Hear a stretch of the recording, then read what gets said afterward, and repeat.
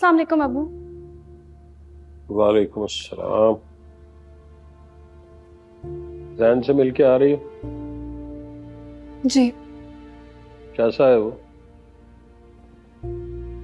बेहतर है, लेकिन लेकिन क्या? राहिल वापस लौटा है। तुमने देखा है उसे? इतनी हिम्मत नहीं थी मुझे। मैंने सुना है कि वो वापस आ गया है। तुम्हें वहां रुकना चाहिए था, उसे देखना चाहिए था, उससे मिलके आना चाहिए था।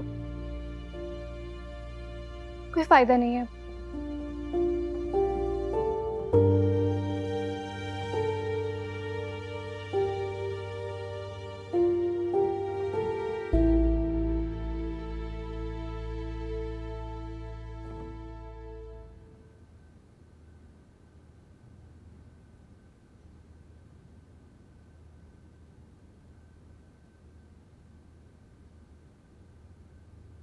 महरीन तो अभी तक उसी मदार में फंसी है ना उसने तुम्हें आवाज दी, ना उसने अपना रास्ता बदला। चुपचाप सिर्फ तुम्हारा इंतजार की।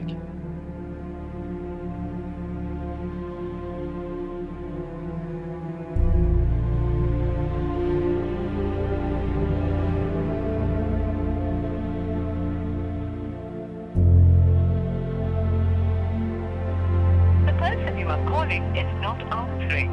Please try.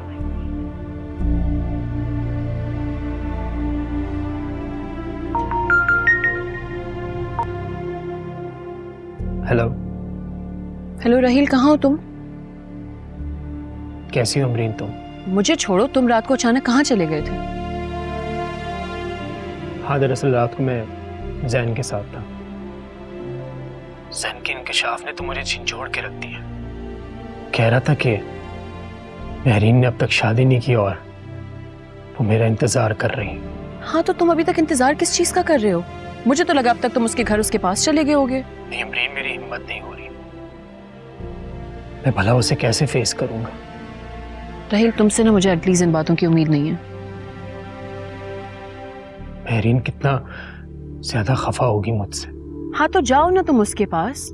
यही मौका है तुम्हारे पास। कुदरत ने तुम्हें दूसरा मौका दिया, बहुत सारे लोगों को तो वो भी नहीं मिलता। मैं तुमसे बाद में बात करूंगी। जाओ, जल्दी जाओ, उठो जल्दी से। ठीक है, चलो, ओके, बाय।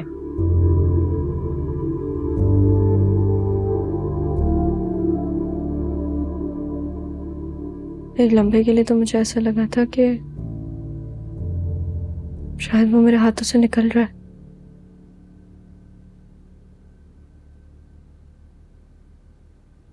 और अगर सच पूछो तो निकल ही गया था। तो मतलब अब ये कहना पड़ेगा कि तुम्हें उसकी परवाह होने लगी है। क्या इसे मोहब्बत कह सकते हैं? नहीं फरिया, मोहब्बत ना बहुत मुश्किल चीज है। मोहब्बत में मैंने लोगों को तड़पते हुए ही देखा है, लेकिन हाँ, परवाह हो गई है, ये कह सकते हैं। तुम जैसी लड़की के लिए ये भी एक बहुत बड़ी बात है कि तुम्हें किसी की परवाह होने लगी है। बड़ी बात तो है ये। तभी तो तुम्हारे कहने पे वापस लौट आया। मेरे कहने पे नहीं आया वो मिस अमरीन उसे लेने गई थी। मिस अमरीन? वो तुम्हारा हस्बैंड है, वो मिस अमरीन के कहने पे क्यों आएगा? फरिया, वो मुझसे नाराज था ना, तो इसलिए। लेकिन वो मिस अमरीन के कहने पे आया। रिदा, कहीं जैन अभी तक मिस अमरीन में इन्वॉल्व तो नहीं है? नहीं फरिया, ऐसा नहीं हो सकता। इतना तो जानती हूँ मैं जैन को, ऐसे नहीं करेगा वो उसके कहने पर यहाँ आ गया।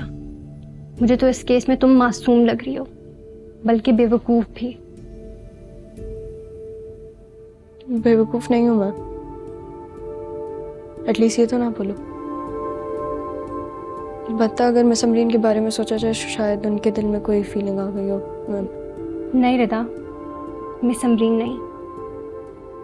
क्यों? इतने यकीन से कैसे कह सकती हो तुम ये? उनकी किरदार की कसम तो कोई भी आंख बंद करके उठा सकता है। अगर उनको तुम्हारा घर उजाड़ना होता ना रिदा, तो बहुत पहले का कर चुकी होती। मैं इस वक्त जैन की बात करने आई हूँ। तुम अपने शौहर पे ध्यान दो।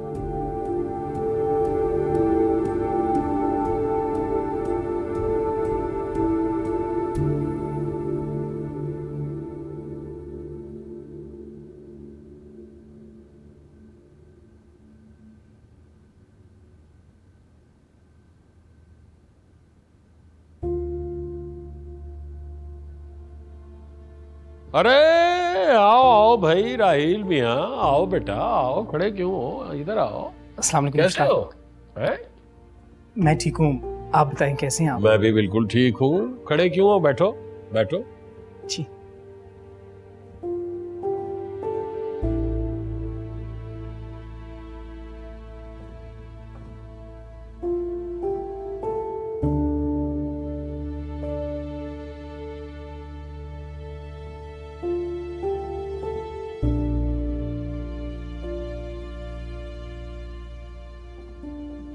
अस्सलाम वालेकुम खाला। वालेकुम अस्सलाम बेटा।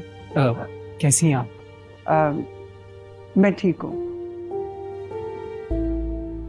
अरे भाई सुरैया, कुछ चाय वाय का बंदोबस्त करो ना, इतने अरसे के बाद राहील आया है तो मैं जरा नमाज पढ़ लूं, फिर मिलके चाय पीते हैं। ठीक। हैं?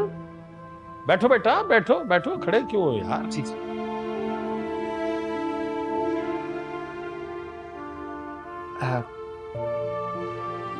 महरीन से नहीं मिलोगे?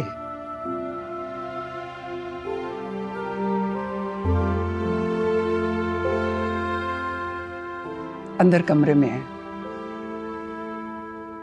बात कर लो जाकर। मैं तुम्हारे लिए चाय बनाती हूँ। जी।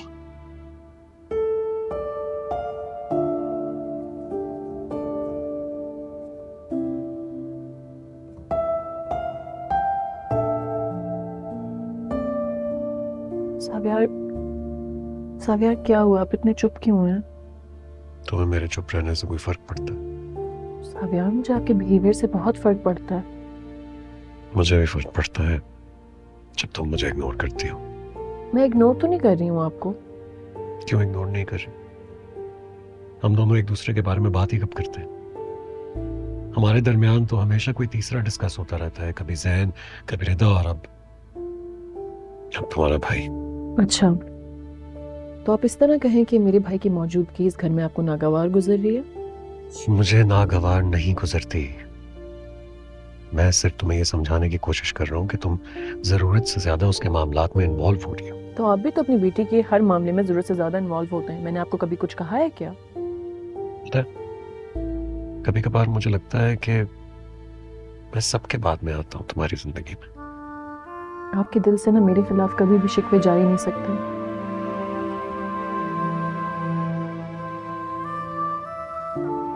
तुम्हें मेरी नाराजगी की कोई परवाह है? हाथ छोड़े मेरा। नहीं छोड़ूं तो